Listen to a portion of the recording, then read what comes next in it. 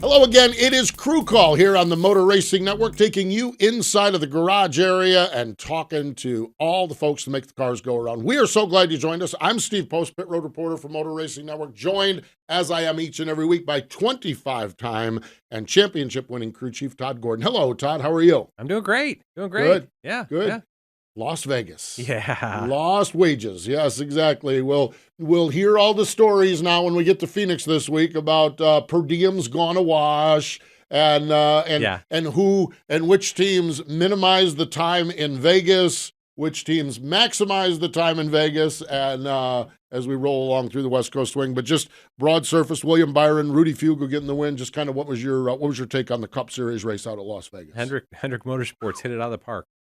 You look at it, and obviously Chase Elliott with his injury, hopefully the recovery continues there. But, the Hendrick cars I thought were in a class of their own. And you looked at the 24 led so many laps. The 5 car was right there with them. And Alex Bowman in the 48, he battled his way back to a top 3 finish, and I felt like had pretty good pace most of the day. Really aggressive move on that last restart. Stuffed himself 3 wide in the middle, got him in a good position. But definitely Hendrick Motorsports hit it this weekend. I felt like the Joe Gibbs Toyotas made a step. I thought like the 11 and 19 were probably the next 2 best. Probably the 19 I thought was the next best car beyond those 3 Hendrick cars. But and cool to see James Small make a gamble there in Vegas, which I think was the right call when you look at it. He'd raced around the 5 and the 24 all day. He wasn't going to beat him heads up. Right. And he knew that he got beat by them last year with the 48 making a 2-tire call against his 4. So when you look at this, as you're sitting there as James Small in the box, I think he made the call. He knew the Hendrick cars would come for 2. If he's going to be more aggressive than them, he's got to stay out. And if he had 1 or 2 guys from 10th on back, there were 18 cars in the lead lap. Yeah. If he had 1, 1 would give him a fighting chance. Right. 2 gives him a really good chance of winning that race. And even with that call, he they were second still off of turn 2. Got a little tight and messed up on the final lap. Right. Shuffled back to 7th, but a great gamble. Why? Okay. My question on that one is here. I understand you're the leader. You're a sitting duck. Okay. Mm-hmm. And so Cliff Daniels, Kyle Larson, we kind of know what they need to do. And we kind of know those other cars that are even up. To me, it's like if you're 11th through 18th, why hasn't somebody gambled? Yeah, because, all you got to do is make 1 lap and 100 feet, and a caution comes out, and you're in a great spot. Precisely. It's the gamble, right? And that's the part when I looked at it from James Small's viewpoint, I'm all in on that call, and still am today. I'm a huge supporter of I think he made the right call. Yeah. Did it work out? No, but all he needed. I was surprised that somebody like Kyle Busch didn't stay out. See, that was somebody that Christopher Bell didn't end up. From. Where was he? Now, he had a great run forward on 2 tires there with good lane choices, but he was back about 13th, I think it was, before that. I was surprised to not see them, or even, from a teammate standpoint, if you put both of you up there, you cover both lanes. Yeah, you got front row, I was surprised. I would have thought that James's move would have paid off with other guys in the back half, from 10th on back. Somebody's saying, I'm going to cycle myself forward, see where it goes. And you put William starting 4th. That is a whole different race. And again, you only need to make it to the white flag, past the white flag. You could a caution at that point. We had a spin on the backstretch on the second lap. Yeah. We didn't throw the caution for it, but it could have very well come out at that point. So it's a gamble, and it's a calculated gamble because he wasn't going to beat him straight up. He tried all day. There'd been 260 laps of trying to do that, and it didn't work. So doing something different, I thought was a good call. I appreciate that because I really am. I'm sitting there, and if you're 14th, you're not going to win the battle off from pit road. It's like what I don't know. It's fascinating stuff. So let's look at it because I kind of went through this, but Christopher Bell was 13th. Okay, yeah. Austin Cindric was 14th. Right. Now those 2 had phenomenal restarts, ended up 5th and 6th. If they stay out, where do they end up? Probably right there around same. Yeah, like they had a great restart and got back to where they may have been if they'd stayed out. Right. It's tough at times to make those calls, but I like the call James made. Small call, yeah. I thought other people would do it with him. That's cool. That is good stuff. Couple of teams that are off to pretty good starts. Last week we had Blake Harris on, Alex Bowman, 3 top 10 finishes to start the season. Really, really solid, and I agree. It was kind of like scrappy at the end of it. Scrapped, from the driver's perspective, good race cars. We know it was a Hendrick Chevy at that, but I really like what I'm seeing out of that team. That we're 3 weeks in, but very, very solid across the board. Yeah. I think they've had great finishes and worked their way through situations when they've not been just driving out front. But definitely, that last restart started third row on the inside. Got past the start finish line and kind of put Kyle, he shoved it to the middle to kind of stuff some air on Kyle Larson. And I think it pulled him back from competing with it as well after Kyle had pushed the 19 out. So, I mean, they've done a great job. I think Blake did a great job last year with Michael McDowell. Yep. And he's integrated well into this 48 team. Also with 3 top 10 finishes, Travis Mack and Daniel Suarez. Again, I think we talked about this last week. Was Trackhouse a one-year wonder, or is this speed going to be contained across the board? It appears to me it's the latter on that. Daniel Suarez doing a real nice, solid job. And I think, I don't know necessarily the numbers, but while Ross was getting all the headlines early last year, Daniel was doing about the same thing. He was always in the picture. Seems like they're off to a really good start as well. Yeah. I'm a pretty good Suarez fan. Yeah. And I felt like through the middle of summer, I thought the 99 car was the best Trackhouse car.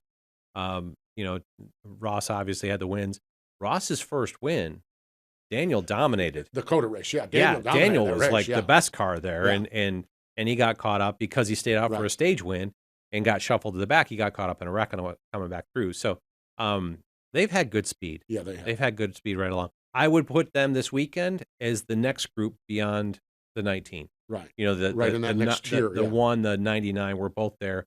And both, really, their finish wasn't indicative of where they ran. I felt like Daniel was probably a top 5 car and got shuffled back on that last restart as well. Absolutely. Going a little deeper into the field, stacking pennies. Corey LaJoie. Yeah. Top 20s, all three top 20 finishes. Man, when you're in that spot, that is a great start to the season. Yeah, it's building on what you can. It's making the steps, right? Yeah. You don't climb Mount Everest in one step. Right. You've got to walk yourself to the bottom and start making the steps up. And to 3 solid top 20 finishes and just hammering out the days that they can put together. A really good effort for those guys and something to continue to build momentum forward and see what they can do at Phoenix here. But we've got Atlanta coming right behind us. Yeah. So, I mean, a great start to the season and a lot of opportunity to build momentum for this race. Corey is just grinding it out as a driver. He has become he is, if he has a 17th place car, he's going to get a 17th place finish and not bring it back on a record trying to get 5th. Yeah. He's become really, really good at learning where he's at. And that team, obviously, Ryan Sparks, they're doing well. So fun stuff across the board. That's the beauty of NASCAR racing and looking a little bit deeper into it. Some really neat stuff. Yeah. It's a great year and a great move forward. Our guest today is one of those. It's making the most of what they've got, right? No doubt about it. We're going to double back a couple of weeks. Mike Kelley, Daytona 500 winning crew chief, one of the really good guys in the sport. Long history in the sport. I think 26 years now been working in the sport, grinding it out. Got that first career win a couple weeks back. We didn't catch up with him after that. He was busy being a rock star. We waited. We come back a few weeks, and we'll do that. We'll talk to Mike Kelley here in just a moment on Crew Call. Stay with us, everyone. Crew Call rolling along here on the Motor Racing Network, and let's bring him in. He is the Daytona 500 championship winning crew chief. Good to catch up with him after a few weeks. Mike Kelley joins us. Hello, Mike. How are you? I'm doing great. It's bright and early out here on the West Coast, and excited to be getting the week going and getting ready for Phoenix. Well, no doubt about it. We'll talk about Phoenix a little bit, maybe about Vegas, but a couple weeks removed. Daytona 500 championship crew chief. Mike, what's it been like over the last few weeks? It's a lot of things.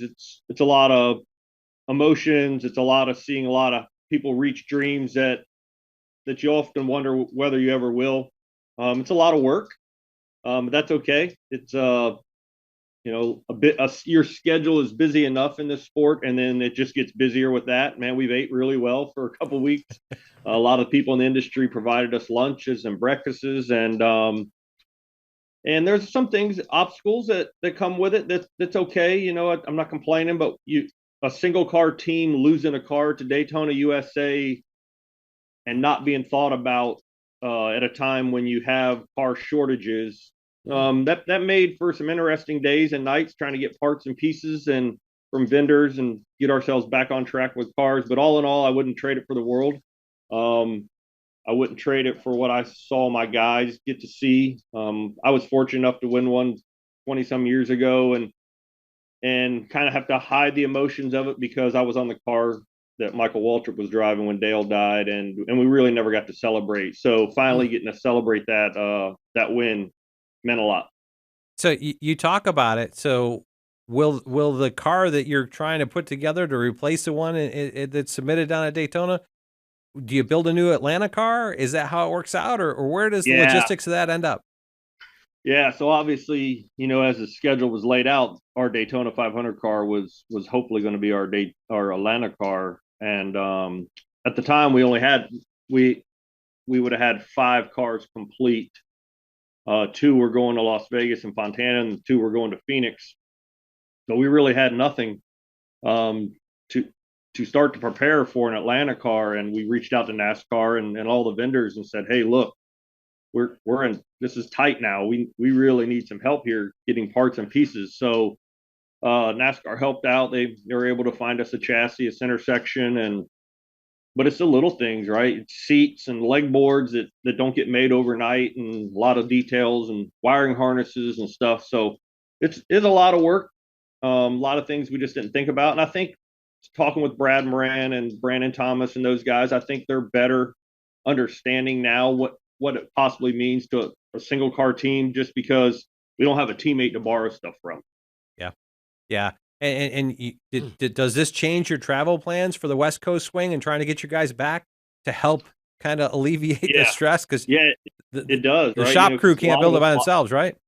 No, that's and that's the tough part of a small 40-person team, right? Is when we go on the road, our shop guys are there, but there's just not as many. So when you add in unscheduled building of another car, it is. We had to make sure we had all our guys back. Our truck drivers are having they're pushing everything they can to get cars back so we can get them turned around and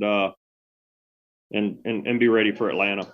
Well, I'll tell you what's fascinating. I hadn't thought about that from the single car perspective. Really, truly is. Really amazing for sure.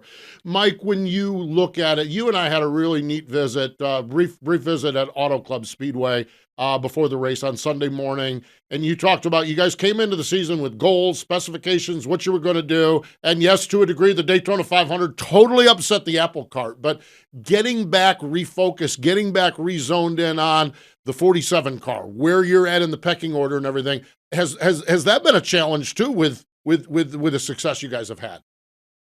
Not really, right? So winning the Daytona 500 just kind of gave us an ace in our pocket.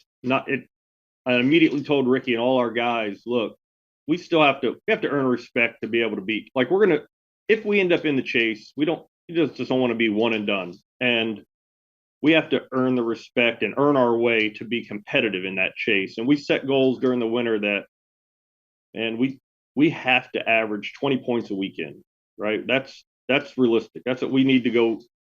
We want to race somewhere between that 10th and 15th range, be competitive in there, and then that will give us the things we need. What that means is we're not wrecking race cars, we're finishing the races, our pit crews are getting better, our sim stuff is working. So all that, even though we won the race, we still have to do those things.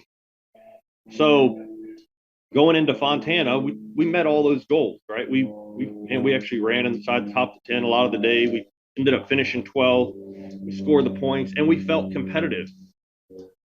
We went to Las Vegas and we didn't. We were slower than we expected to be. Our car balanced. Now we qualified better than we had, and that was another big thing we really put a lot of emphasis on during the off season. Was I think we had like an average starting spot last year, 24th, 25th, 26th, and there was a lot of times it was that far back, and that just throws your whole weekend off, picking pits, and you're never getting stage points. So we did qualify better at Vegas, and we had a really long, lengthy, good debrief this morning. understanding why we struggled as much as we did.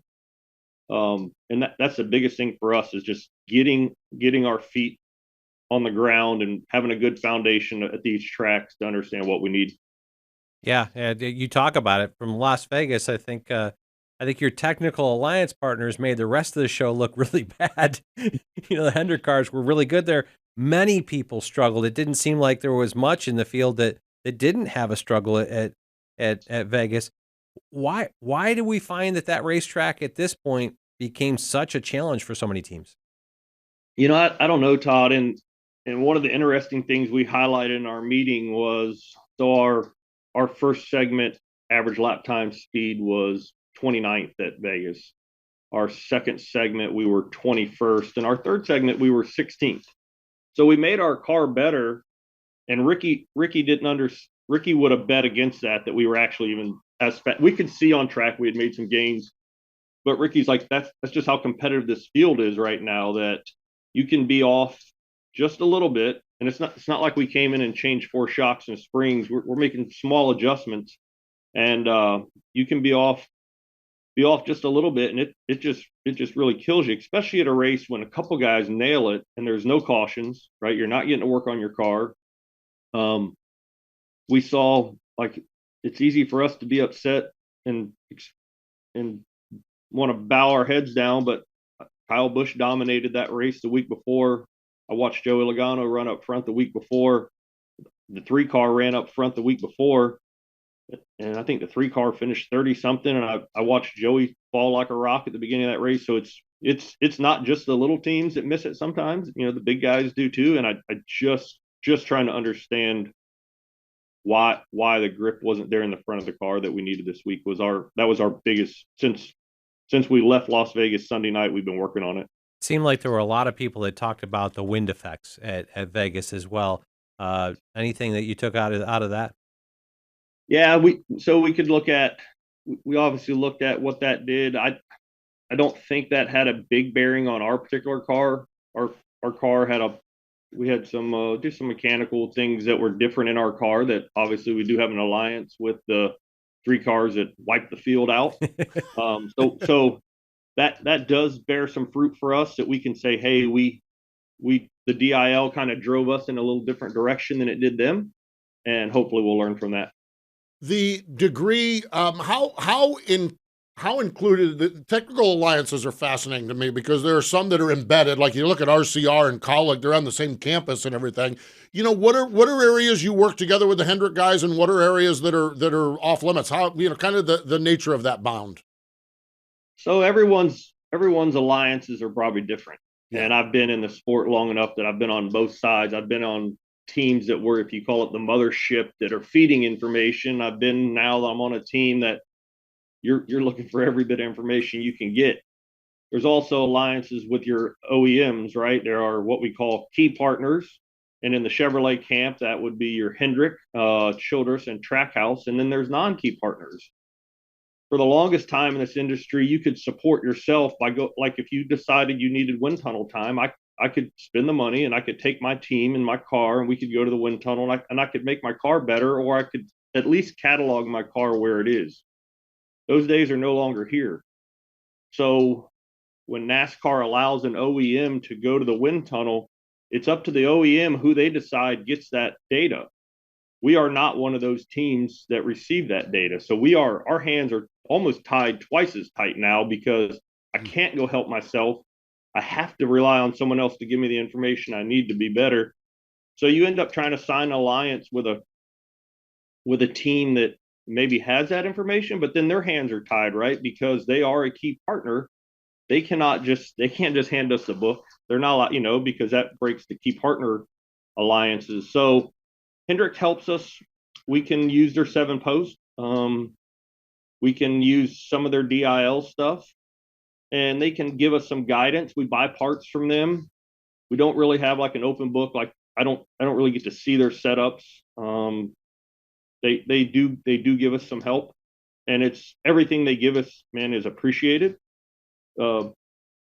Just being a crew chief, man, if I could get more, I would ask for more. and I probably sometimes ask for more than I'm supposed to, but that's just the nature of the beast, right? I'd steal information from my mom if I could, if it made my car faster. So no doubt. That's definitely a racer right there. That's a racer right there. You know, in kind of tying that together, I got a couple thoughts here, but you got to be part of the Phoenix test back in January that NASCAR kind of proposed and went through Garage 56 aero pieces. They had 3 or 4 aero packages, and I feel like the group that was there kind of came together at the end of day one and said, hey, let's try a different package. And you tried some things differently on the second day.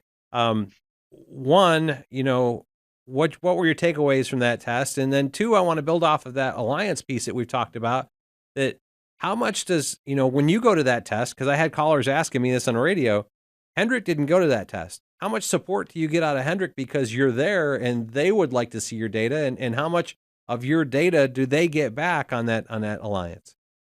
Yeah, so the Phoenix test, obviously, man, we ran through a couple different packages, and I think what the drivers, you know, drivers are ultimately always looking for something that puts it back in their hands. If you ask 36 drivers on the field next Sunday that if you gave the car less downforce and put it in the driver's hands, every one of them are going to tell you that's what they want because they feel they'll beat the other 35 drivers.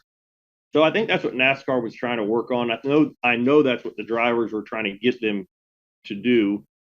And one of the ways they were doing it was able to just ditch the rear spoiler basically and give the driver the feel that they added horsepower. And it just makes it harder to drive. Doesn't mean that our car was better, but Ricky actually liked that feel, and we were decently competitive in those runs. When the last 20 laps of that run, they didn't allow you to shift. He thought that was the wrong way to go. They like to keep the engine spooled up, and I think NASCAR settled on that package and said that we'll get the shift at Phoenix, and I think that's a good thing. Yeah, so Hendricks did not go to the Phoenix test, but they knew we were going, and they offered some assistance with some data, and they sent a few engineers with us and gave us some test plans, ideas they would like to see ran through, and that was the start of our relationship with them this year, and that helped. Like, right, we got some answers for them, we got some answers for ourselves, and it showed them that even though we're a small team and a single car team, that we can be more than just someone getting parts and pieces from them. We can actually be an alliance where it might benefit them some too. Nice. Yeah, that's good. So as we go forward on Friday afternoon, a 50-minute test session there, just kind of getting your mind around a 50-minute test session. We haven't had, or we don't hardly have them. And then how do you guys approach that? And is there continued discussion with Hendrick as you look at this test session? How does that play out? Well, there really won't be, like, as of today, there's not a, hey, you guys go do this, we'll go do that. Okay. Yep. We'll be able to talk with some of them after practice, especially if we was to hit on something or they were to hit on something. I think there will be. Obviously, with it being a 50-minute practice, we've put a big effort. I would say Phoenix was the one that we kind of circled because that was one of Ricky's worst races last year. He just really struggled at both Phoenix races. And besides going to the test, we've probably spent the most. Now, when they change the packages, all your DIL time that you've worked all winter on kind of almost goes out the window. It gives you some trends, some things you can lean on, but we've been back in, and I think they're going in again tomorrow.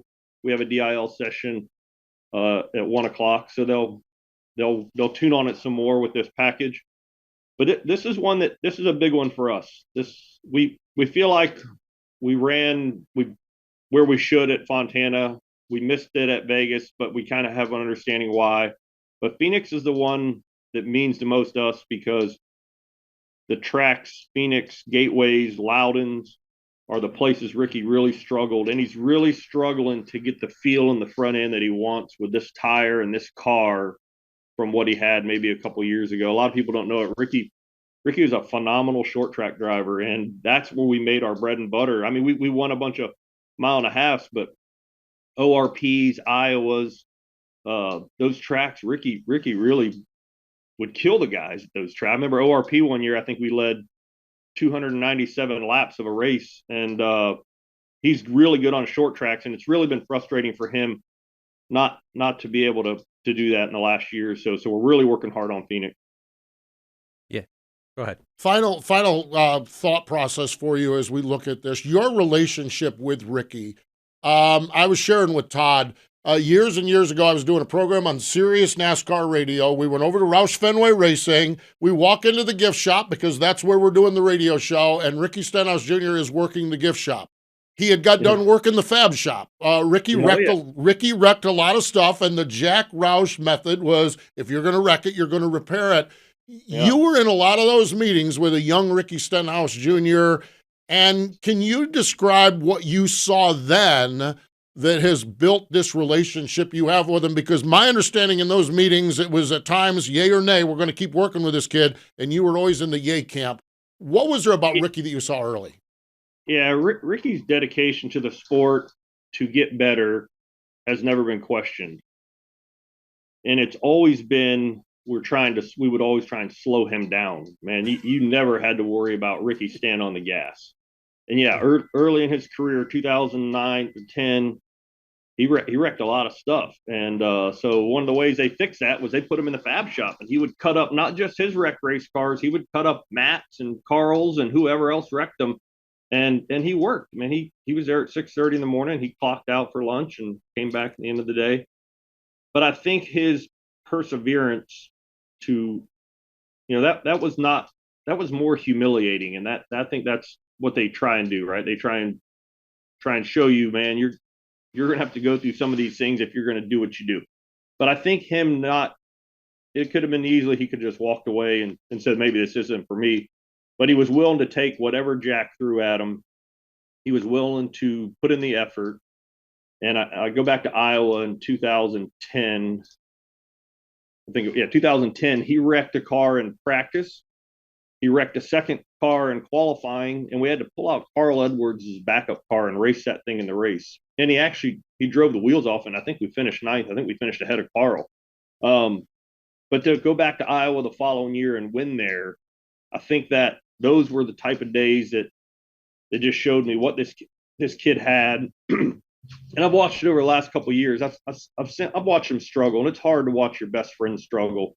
And it just means a lot to me to be back working with him, and hopefully we can make this work. No doubt. Good stuff. Really good stuff. Mike, we always appreciate the time. Always good to catch up with you at the racetrack. And next time we have you on, we'll talk sprint car racing. How about that? We'll do that because I know that's a shared passion you and I have. Yeah. Awesome. I appreciate it. And thank you guys, and have a great day. You got it. There we go. Mike Kelley joining us from the West Coast, winner of the Daytona 500. Stay with us. More Crew Call coming up in just a moment. Welcome back. It is Crew Call. So glad you've joined us. Todd Gordon and Steve Post. And boy, a lot of depth there with Mike Kelley. Congratulations. You win the Daytona 500 and 20% of your fleet is gone now. Yeah. I hadn't thought about it from the single car perspective, man. That's a huge challenge that they're overcoming. Yeah. When you lose 1 of 5, that's different than losing 1 of 10 when you're a 2-car team, or 1 of 15 when you're a 3-car team. Yeah, but like he said, you'll take that to bring that trophy home. You'll take the pain that comes later, but definitely had a change on how they handle this West Coast, and to see this Atlanta, I wondered about that. How that was going to affect Atlanta coming up, because we're at Phoenix this weekend and then back to Atlanta. So he's got a brand new car going to Atlanta. Brand new car going to Atlanta.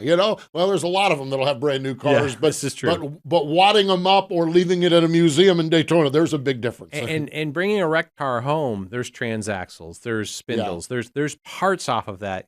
This is a whole brand new car. Everything's new. So a challenge for those guys, and logistically had to have an impact on the West Coast swing. Great. But I love the passion and the loyalty that Mike and Ricky have together.